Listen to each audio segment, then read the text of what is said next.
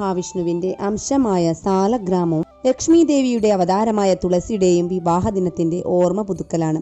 സുമംഗലികളായ സ്ത്രീകൾ ഭർത്താവിന്റെ ആയുസ്സിനും ദാമ്പത്യബന്ധം ദൃഢമാക്കുന്നതിനും, കന്യകമാരാണെങ്കിൽ വിവാഹ തടസ്സങ്ങൾ മാറുന്നതിനും ഇഷ്ട ഭർത്താവിനെ ലഭിക്കുന്നതിനും തുളസി വിവാഹ പൂജ ചെയ്യുന്നത് വളരെയധികം ഉത്തമമാണ്. സർവ്വ ഐശ്വര്യങ്ങളും സർവ്വാഭീഷ്ടങ്ങളും സാധിച്ചു തരുമെന്നാണ് വിശ്വാസം. തുളസിക്ക് ദ്വാദശി മുതൽ പൗർണമി വരെയുള്ള ദിവസങ്ങളിൽ നെയ്ദീപം തെളിയിക്കുന്നതും ഉത്തമമാണ്. ഈ പൂജ വളരെ വിപുലമായും ചെറിയ രീതിയിലും ചെയ്യാം. ആദ്യം അവിടെയെല്ലാം തുടച്ച് വൃത്തിയാക്കിയതിനു ശേഷം കുറച്ച് മഞ്ഞൾ വെള്ളം തെളിക്കുക. അതിനുശേഷം ചെറിയൊരു കോലമിടണം.